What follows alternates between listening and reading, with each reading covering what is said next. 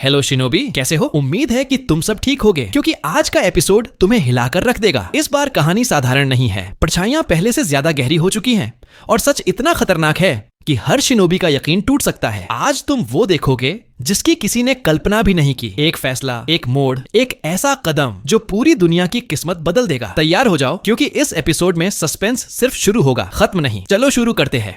बस देखते ही तोरो ने अपने हाथ में ट्रूथ सीकिंग ऑर्बस से बनी छड़ी उठाई, हवा में ही एक वार किया और ओबितो सीधा मिट्टी में बदल गया। इतने टुकड़े कि जोड़ना भी नामुमकिन हो जाए। लेकिन ओबितो पहले ही तैयारी कर चुका था। उसने अपनी आंख में इज़्ज़ानागी को प्रीसेट कर रखा था ताकि तुरंत पुनर्जीवित हो सके। असल में ओबितो खुद पर इज़्ज़ानागी एक्टिव नहीं कर पाना चाहिए था क्योंकि उसके पास इल्यूजन से रक्षा करने वाली नेत्र तकनीक रिनेगोकू मौजूद थी। पर असल बात यह थी, उनका इस शक्ति को लेकर समझ थोड़ी गलत थी। रिनेगोकू केवल उन जुत्सु पर काम करती है जिनका कोई साइड इफेक्ट नहीं होता और इज़्ज़ानागी के साथ अंधेपन का साइड इफेक्ट आता है, यानी यह हानिकारक जुत्सु है। इसलिए पहले ओबितो इसे चालू नहीं कर सका था। बाद में उसने ट्रिक समझी। अगर वह कमुई कॉज इफेक्ट नलिफिकेशन का उपयोग करे तो इज़्ज़ानागी का साइड इफेक्ट वाला परिणाम भी कारण से अलग किया जा सकता है। इससे इज़्ज़ानागी एक नो साइड इफेक्ट जुत्सु बन गई और ओबितो इसे अपने ऊपर भी चालू कर पाया। ऊपर से एडो टेंसे बॉडी होने के कारण उसकी चक्रा लागत लगभग शून्य हुई। इसलिए इज़्ज़ानागी लगातार बिना टाइम लिमिट के चल सकती है। इसी लॉजिक से इज़्ज़ानागी भी हानिकारक जुत्सु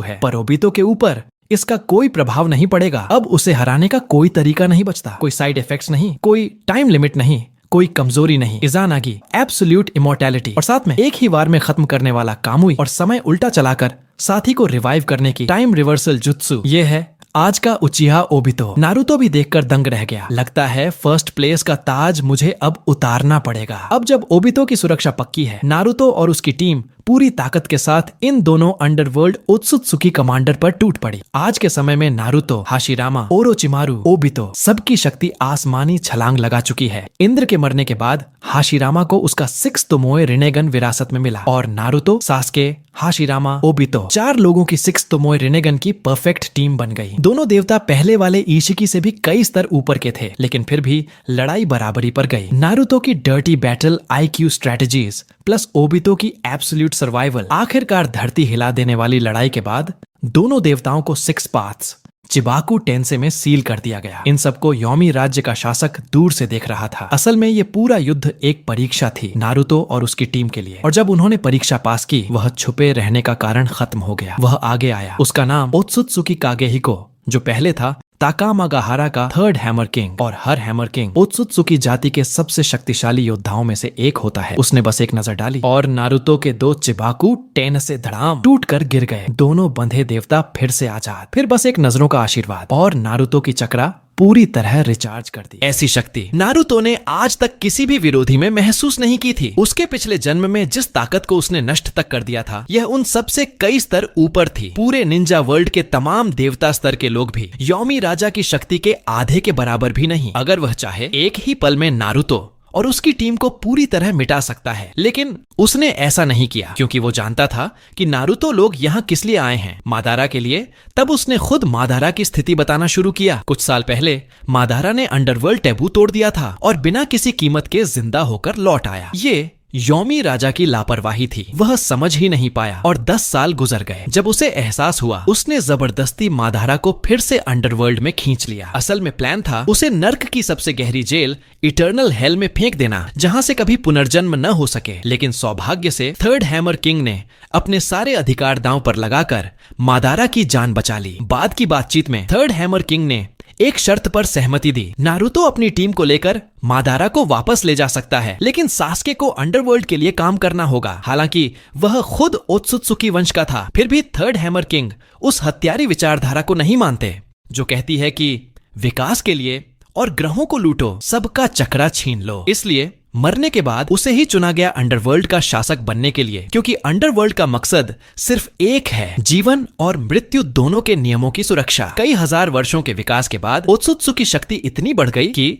नीचे के जीवन रूपों पर टोटल मोनोपोली बना चुकी थी। खासकर चैक्रा फ्रूट की वजह से वे जीवन और मृत्यु से ऊपर एक अमर अस्तित्व बन गए थे। अगर यही चलता रहा तो पूरे चक्रा इकोसिस्टम टूट जाएगा। इसलिए दखल देना जरूरी था, और दखल का तरीका डिवाइन हंटर्स मिशन बनाना, यानी जितने भी अमर और अधूरे दानव जैसे जिनचुरिकी बीस्ट्स गॉड एबिलिटीज और उनकी जड़ों को खत्म करना जो अभी तक फल नहीं बने, ताकि देवता स्तर की जनसंख्या न बढ़े। यह है डिवाइन हंटर्स मिशन, और सास्के को अंडरवर्ल्ड ने चुना है उनका हंटर बनने के लिए। हालांकि अभी सास्के उसके लायक नहीं, इसलिए योमी किंग खुद उसे ट्रेनिंग देगा, हर दिशा से ताकत बढ़ाकर उस मिशन के योग्य बनाएगा। नारुतो को डर था सास्के को चोट न पहुंचे, लेकिन यह भी चाहता था कि सास्के अपनी असली ताकत दुनिया को दिखाए, और सास्के ने भी कोई आपत्ति नहीं की। वह तैयार था तो उसने शर्त मान ली। लेकिन नारुतो की रिक्वेस्ट पर सास्के को पहले 1 हफ्ता दुनिया लौटने की इजाजत मिली, इससे पहले कि वह अपनी नई नौकरी संभाले। इसी तरह समझौता पक्का हो गया और योमी किंग ने मादरा को रिहा कर दिया। नारुतो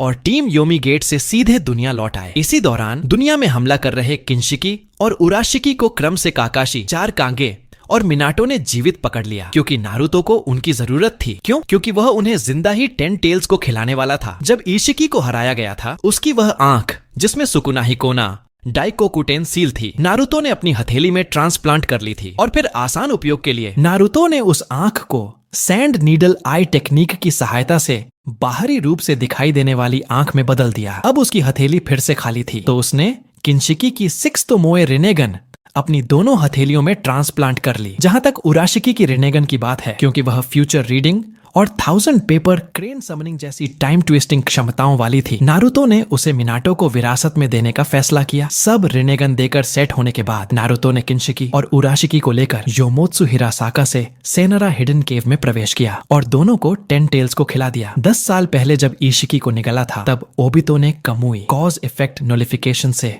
उसके गॉड ट्री एवोल्यूशन को दबा दिया था। लेकिन अब किंशिकी प्लस उराशिकी अंदर जाने के बाद वह सील टूट गई। अचानक 10 टेल्स ने आसमानी दहाड़ मारी। 10 विशाल पूंछें असमान छूते खंभे की तरह तन गईं। उसकी पीठ की सीड कोर फट गई और उससे एक विशाल नीला गॉड ट्री आसमान फाड़ते हुए बढ़ने लगा। सब जानते हैं 10 टेल्स असल में गॉड ट्री का सीडलिंग होता है, लेकिन हर सीडलिंग को चाकरा फ्रूट नहीं मिलता। ओत्सुत्सुकी मांस को ग्रहण करना गॉड ट्री बनने की पहली शर्त है, और जिस ओत्सुत्सुकी को खाया जाए उसकी क्वालिटी के अनुसार ही ट्री और फ्रूट का स्तर तय होता है। ओबितो के कामुई की वजह से 10 टेल्स एक नई एवोल्यूशन पाथ ले पाया, जो पहले कभी संभव नहीं थी। फ्रूट अभी पूरा बना भी नहीं था, और आकार व शक्ति में यह कघुया वाले गॉड ट्री से भी कई गुना आगे निकल चुका था। साथ ही यह जगह 6 पाथ, सेज की समाधि, यहाँ की नेचुरल एनर्जी, तीनों ग्रेट सेज लैंड्स जितनी शक्तिशाली है, इन सभी तत्वों के मिलन से इस नए गॉड ट्री के कली में इतिहास का सर्वाधिक शक्तिशाली चाकरा फ्रूट पैदा होने वाला था। नारुतो का दिल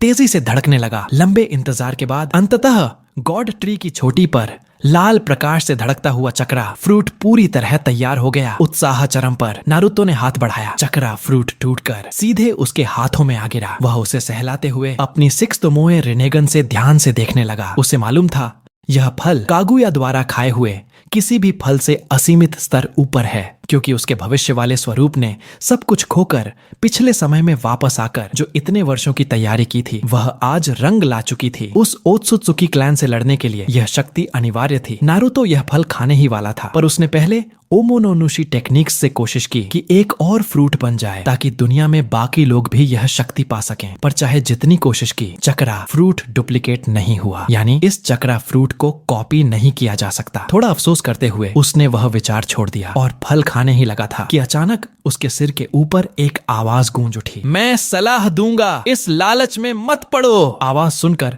नारुतो के पूरे शरीर में सिहरन दौड़ गई। जब तक वह पलट कर देखता, आवाज का मालिक झपट कर उसके हाथ से चक्रा फ्रूट छीन चुका था।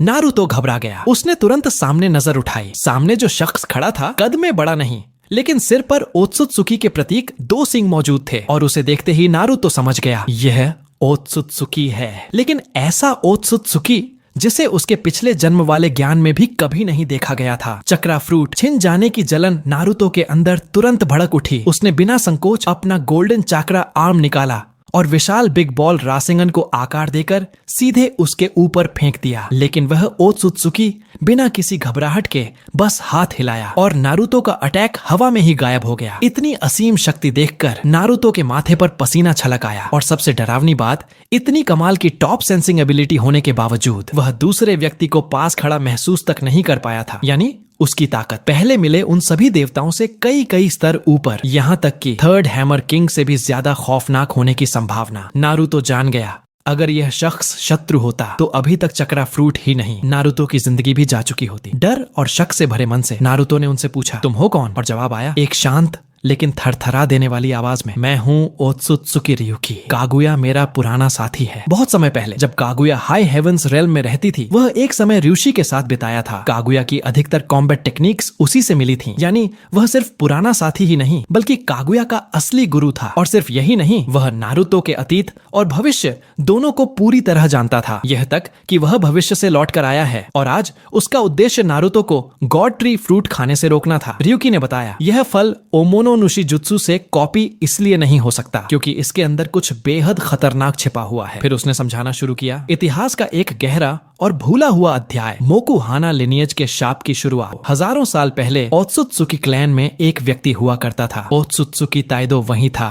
मोकुहाना फ्लो का सबसे पहला जागृत किया। मोकुहाना फ्लो जब किसी व्यक्ति में ग्रहों की लाइफ फोर्स ज्यादा अब्सॉर्ब हो जाए तो उसे 10 टेल्स में बदल देती है। ताइदो ही सबसे पहला 10 टेल्स बना था। वह पागल होकर कई ओत्सुत्सुकी निगल गया। फिर वह पहली बार गॉड ट्री में बदल गया और इसी से निकला पहला चक्रा फ्रूट। और जिसने वह चक्रा फ्रूट खाया वही बन गया पहला हैमर किंग। लेकिन हर 10 टेल्स बनने के लिए किसी मोकुहाना धारक को अपनी पहचान, शरीर और आत्मा कुर्बान करनी पड़ती है। इस तरह हर गॉड ट्री के पीछे एक ओत्सुत्सुकी शहीद की आत्मा जकड़ी होती है। इस घटना के बाद ओत्सुत्सुकी क्लैन शक्ति और अमृता के नशे में डूब गया। उन्होंने गॉड ट्रीज की खेती शुरू कर दी। लेकिन फल खाने वाले ओत्सुत्सुकी कभी सोचते भी नहीं थे उस इंसान की आत्मा कहाँ जाती है जिसे ट्री में बदला गया। क्या उनकी चेतना मिट जाती है? क्या उनकी नफरत खत्म हो जाती है? या वे कहीं और जिंदा रहती हैं? रियुकी उन मूर्खों जैसा नहीं था। सालों की रिसर्च में उसने पता लगाया, ताइदो मरने से पहले अपने ही कबीले के प्रति भयानक घृणा पाली थी। वही घृणा ने कर्स और क्रोध का रूप ले लिया और गॉड ट्री चक्रा फ्रूट के अंदर हमेशा के लिए सील हो गई। रियुकी की नजरें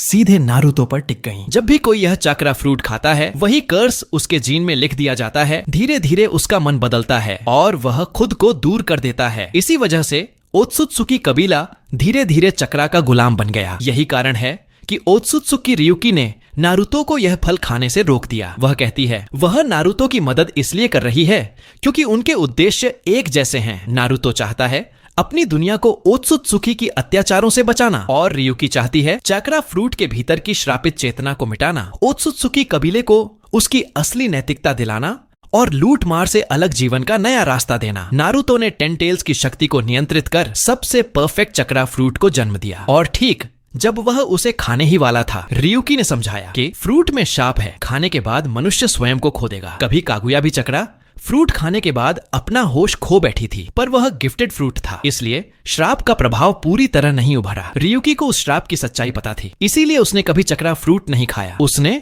अमृता नहीं पाई और अब उसके पास बस 7 दिन की जिंदगी बची है। सब कुछ समझाकर वह जाने लगी क्योंकि अगले 7 दिन उसके अंतिम मिशन के थे। लेकिन जाने से पहले उसने एक भयावह चेतावनी छोड़ी। 3 दिन बाद ओत्सुत्सुकी शिबाई तुम्हारी दुनिया को मिटाने आएगा, तैयार रहना। इतना कहकर रियुकी ने यूमी स्पेस टाइम पोर्टल खोला और बिना पलटे चली गई। नारुतो वहीं खड़ी रह गया। दिमाग में गूंज रहा था बस एक नाम, ओत्सुत्सुकी शिबाई। उसका पिछला जन्म इसी नाम की दहशत से बर्बाद हुआ था। वह भय उसकी हड्डियों तक दर्ज है। भले ही आज शिनोबी जगत की शक्ति आसमानी छलांग लगा चुकी है, लेकिन शिबाई उसका सबसे बड़ा बुरा सपना था। भले ही कुछ नए ओत्सुत्सुकी उससे भी ज्यादा शक्तिशाली हों, फिर भी सिर्फ उसका नाम नारुतो को अंदर तक झकझोर देता है। दूसरी ओर रियुकी एक मर चुके ग्रह पर पहुंचती है। वहां उसे मिलता है एक ओत्सुत्सुकी जिसने अभी अभी उस पूरे ग्रह की लाइफ चक्रा निगल ली थी। उसका नाम है ओत्सुत्सुकी शिबाई। पहले वह ओत्सुत्सुकी क्लैन में मिड टियर हेवनली गॉड था, लेकिन जब उसने चक्रा फ्रूट खाया वह पहुंचा हाई टियर गॉड रैंक पर। हालांकि चक्रा फ्रूट सिर्फ एक बार खाया जा सकता है, लेकिन ओत्सुत्सुकी के प्रेडेटरी एबिलिटी के जरिए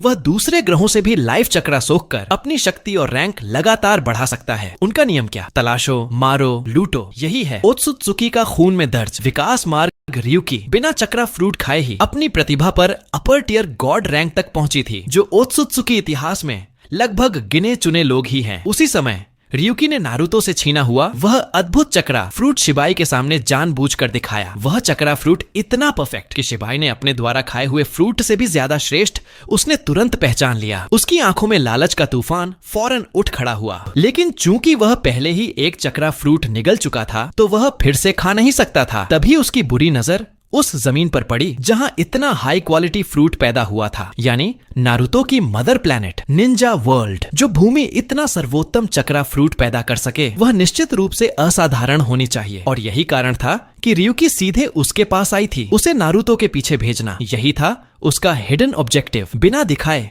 बिना जताए उसने बड़ी चालाकी से ऐसे दिखाया जैसे अनजाने में निंजा वर्ल्ड के कोऑर्डिनेट्स शिबाई को बता दिए हों। शिबाई को अपनी किस्मत पर छोड़कर ryuki सीधे ओत्सुत्सुकी होम वर्ल्ड ताकामागाहारा लौट आई। वहां उसने अपने हजारों साल के शोध का उपयोग करते हुए नारुतो वाले चक्रा फ्रूट से ताइदो की श्रापित चेतना पूरा शुद्ध कर दी, और फिर ओमोनोनुशी टेक्निक से 9 और परफेक्ट नकल तैयार की। इस तरह कुल 10 प्योर चक्रा फ्रूट्स उसके पास थीं, लेकिन चक्रा फ्रूट अब शुद्ध था। फिर भी ryuki ने तय किया कि वह फ्रूट नहीं खाएगी, न इमॉर्टल बनेगी, क्योंकि ओत्सुत्सुकी के पुनर्जन्म सिस्टम्स उसी ने बनाए थे। मकसद था ओत्सुत्सुकी और अन्य रेसेस एक साथ जी सकें, और अब उसे वह मनुष्य मिल चुका था जिसके साथ वह मिलकर रह सकती थी। इसलिए वह अपने आखिरी दिनों में अपने सिद्धांत को पूरा करने निकली। इधर निंजा वर्ल्ड पर ओत्सुत्सुकी शिबाई के आने की चेतावनी के बाद पूरे निंजा वर्ल्ड में नॉन कॉम्बैट सिविलियंस की तेज रफ्तार में इवैक्यूएशन चल रही थी। किसी तरह सबको सुरक्षित निकालकर नारुतो ने एक चौंकाने वाला निर्णय लिया। शिबाई को मैं अकेले संभालूंगा। पहले तो हर कोई उसके खिलाफ था, क्योंकि शिबाई ने नारुतो के पिछली टाइमलाइन में ऐसा ट्रॉमा दिया था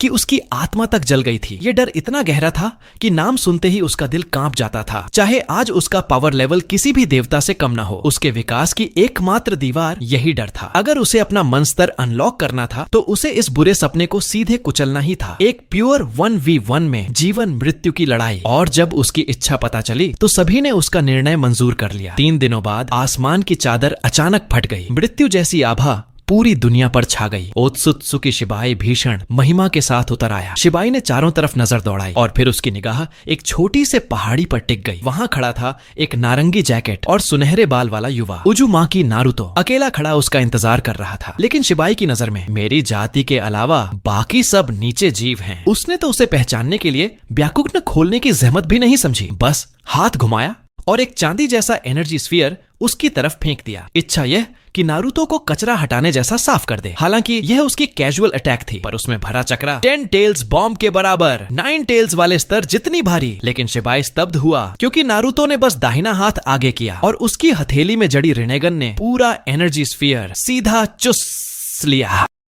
फिर उसने बाएं हाथ को बढ़ाया और उसी सिल्वर एनर्जी स्फीयर को कई गुना बड़ा करके वापस शिबाई की ओर फेंक दिया। अगले ही पल काले चक्रा की बांट जमीन पर गिरती है और एक भयानक धमाका पूरे मैदान को हिला देता है। लेकिन उस धमाके के बीच से शिबाई बिल्कुल बिना चोट खाए आसमान की तरफ ऊपर उठता है और अब वो नारुतो को गौर से देखने लगता है। उसके आने से पहले नारुतो एक पल को बेचैन था, लेकिन जब पिछले जन्म का वो नाइटमेयर उसके सामने सचमुच खड़ा था तो उसके अंदर अजीब सी शांति आ गई। थोड़ी देर बाद शिबाई ही पहले बोलता है। वो चाहता है कि नारुतो उसे उस जगह ले जाए जहां इस धरती पर गॉड ट्री को लगाया जा सकता है, लेकिन नारुतो की मर्जी कैसे होगी, वो साफ मना कर देता है। तो शिबाई भी बिना वक्त गंवाए उसके ढीले ढाले वस्त्रों के नीचे से गॉड ट्री की शाखाएं बाहर निकल आती हैं। वो सीधा इरादा रखता है कि 10 टेल्स की चक्रा को सीधे ट्री से अब्सॉर्ब कर ले, यानी उसे नारुतो की ताकत का जरा भी डर नहीं। यह देखकर नारुतो हल्का सा हंसा और नाटक का तेजी से पीछे हट गया। जब वे शाखाएं पूरे आसमान में फैलकर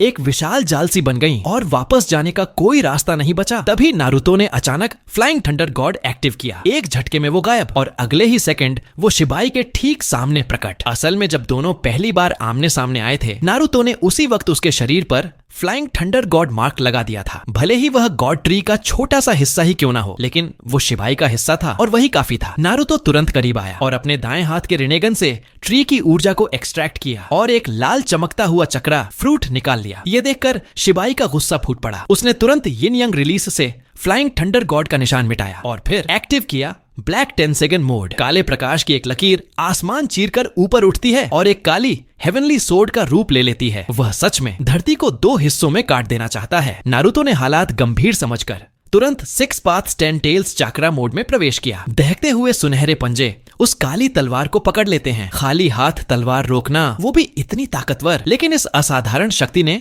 उसके नीचे की जमीन को हजारों मीटर गहराई तक तोड़ दिया। एक हाथ से तलवार को रोके हुए नारुतो 10 टेल्स को आसमान की ओर घुमाता है और लगातार pseudo tailed beast bombs fire करता है। वो एक तरफ उसकी शक्ति को कई दिशाओं फैला कर रहा था और साथ ही साथ शिबाई की असली क्षमता समझने की कोशिश भी। लेकिन शिबाई बस ठंडी सांस छोड़कर उन सारे हमलों को ऐसे अनदेखा कर देता है जैसे कुछ हो ही न रहा हो। हमले की आग और धुआं आसमान में फैला तो नारुतो ने तुरंत ब्याकुगन में स्विच किया। वो एक्सप्लोजन लेयर के पार देखता है और साफ समझ जाता है कि शिबाई की डिफेंस क्या है। पिछली जिंदगी की लड़ाई में सारे शिनोबी अटैक्स एक अदृश्य दीवार से टकराकर बेकार हो जाते थे। तब नारुतो की 6 पाथ्स शक्ति खो चुकी थी और सास्के अपना रिनेगन भी, इसलिए वह बैरियर दिखाई ही नहीं देती थी। लेकिन अब ओत्सुत्सुकी स्तरीय ब्याकुगन सक्रिय है और उसे सच नजर आता है। वह सुरक्षा कोई साधारण दीवार नहीं बल्कि एक विशाल घंटी जैसी चाक्रा बैरियर डोम है, जो था ओत्सुत्सुकी कबीले का लेजेंडरी डिफेंस तकनीक गोल्डन बेल बैरियर। पहले भी यह गोल्डन बेल डिफेंस ने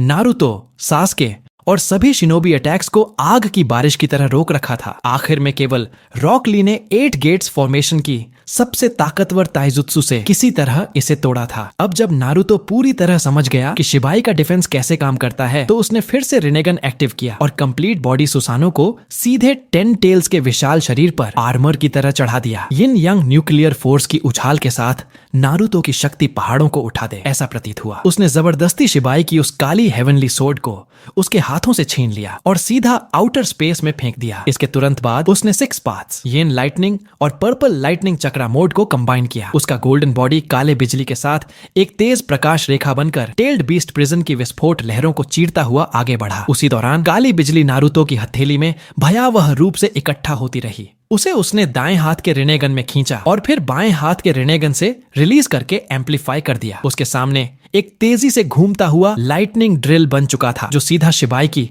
उस गोल्डन बेल डिफेंस पर जा लगा। क्रैक! कड़कती टूटने की आवाज के साथ लाइटनिंग ड्रिल ने गोल्डन बेल बैरियर को तोड़ दिया। लेकिन डिफेंस टूटना जंग जीतना नहीं था, क्योंकि शिबाई का शरीर था इंडिस्ट्रक्टिबल वज्रा बॉडी। उसने बस हाथ उठाया और नारुतो के लाइटनिंग ड्रिल को आराम से पकड़ लिया। इसी मौके का फायदा उठाते हुए नारुतो ने 6 paths ninja tool golden canopy rope summon की और शिबाई के कंधे पर मार दी। भले ही वो ओत्सुत्सुकी देव क्यों ना हो, स्पिरिट कोर तो सबकी होती है, यानी आत्मा का ठोस बंधन। और इस रस्सी के लगते ही उसकी आत्मिक ऊर्जा उसके मुंह से बाहर खिंच पड़ी। नारुतो ने तुरंत 7 स्टार सोर्ड घुमाई, उस स्पिरिट कोर को काटा और पर्पल गोल्ड गोर्ड में सील कर दिया। इसके बाद उसने सोल पियर्सिंग टेक्निक इस्तेमाल की और शिबाई की आत्मा को निर्दयता से डैमेज करने लगा। चीखते हुए शिबाई आसमान से नीचे गिर पड़ा। आत्मा तक छेद देने वाले इस दर्द से वो लगभग अंदर बाहर फट चुका था। लेकिन जरूर याद रहे, वो एक ऐसा देव है जिसके पास असीमित चक्रा है। दर्द सहते हुए उसने अपने हाथों में हल्का बैंगनी चमकीला गोला बनाया और सीधे अपने ही मस्तिष्क में शामिल कर दिया। अचानक उसकी आत्मा पर बांधा गया स्पिरिचुअल सील टूट गया। री इनकारनेशन, आई प्यूरिफिकेशन से मानो उसकी आत्मा फिर जन्मी हो। ये उसी 10 सेकंड स्पिरिट ऑर्ब जैसा था जो पहले टोनेरी ने इस्तेमाल किया था, पर इस ऑर्ब का प्रभाव आसमान जमीन का फर्क रखता था। सांसें भारी पर आंखों में घृणा शिबाई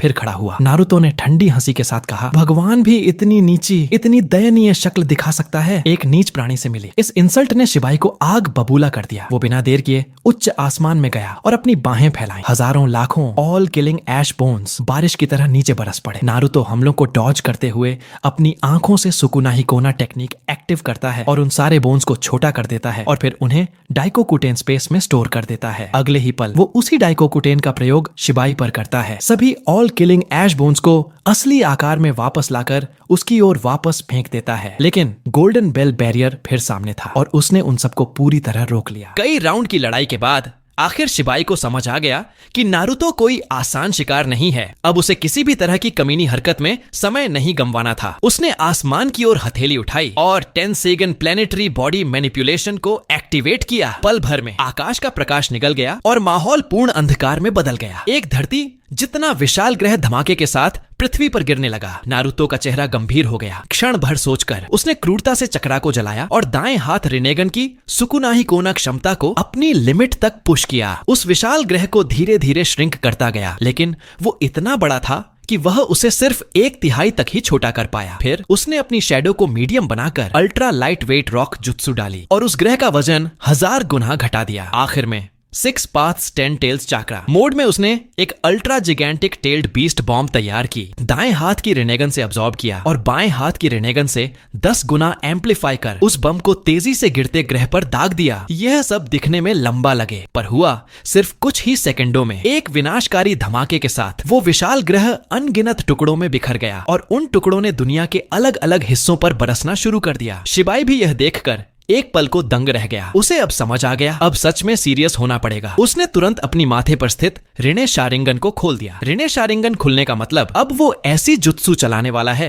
जो हेवनली गोल्डन ऑर्ब से भी ऊपर है, यानी रियलिटी ब्रेकिंग लेवल। नारुतो ने खतरा महसूस किया और तुरंत ट्रूथ सीकिंग ऑर्ब से एक विशाल बैरियर बनाया जिसमें उसने खुद को पूरी तरह छुपा लिया। शिबाई ने हल्की सी मुस्कान दी और बस एक हाथ हिलाया। ट्रूथ सीकिंग ऑर्ब शील्ड पलक झपकते टूट गया। नारुतो अब पूरी तरह एक्सपोज्ड था। उसकी स्लॉटर टेबल पर शिबाई की ultimate jutsu divine art heavenly fire soul burning execution. ये जुत्सु टारगेट को तेल के दिए की तरह देखता है और उसकी चक्रा शरीर यहाँ तक कि आत्मा तक को जलाकर राख कर देता है। और एक बार जलना शुरू हो जाए तो आत्मा भी नष्ट हो जाती है और कभी परलोक तक नहीं पहुंचती। Divine art heavenly fire soul burning execution जैसे ही सक्रिय हुई, नारुतो तुरंत जल उठा। पहले उसकी चक्रा क्लोक जली, फिर उसकी शरीर। वह कितना भी छटपटाया, किसी चीज का असर नहीं और देखते ही देखते वह राख की ढेरी बन गया। यह इस जुत्सु की सफलता का सबूत था। लेकिन शिबाई का चेहरा शांत नहीं था, क्योंकि उस राख में आत्मा का कोई छाया नहीं था। मतलब नारुतो की आत्मा जली ही नहीं। असल बात यह थी, जब नारुतो ने अपने ट्रूथ सीकिंग ऑर्ब शील्ड से खुद को छुपाया था, तभी उसने एक हिडन शैडो क्लोन छोड़ दिया था और उसका असल शरीर फ्लाइंग थंडर गॉड से दूर टेलीपोर्ट होकर उस जुत्सु के असर से बच गया था। क्लोन के जलकर मरने से नारुतो को सारी जानकारी मिल गई कि यह हेवनली सोल बर्न फ्लेम कैसे काम करता है। ये पहले चक्रा जलाता है, फिर बॉडी और आखिर में आत्मा। यानी अगर चाकरा काफी ज्यादा हो तो बॉडी तक आग पहुंचने में बहुत समय लगेगा और जब तक बॉडी सुरक्षित है मौत नहीं होगी। और ठीक कुछ समय पहले नारुतो ने शिबाई के गॉड ट्री फ्लैश से उसकी डिवाइन पावर का एक हिस्सा एक्सट्रैक्ट करके एक सोल फ्रूट प्राप्त किया था।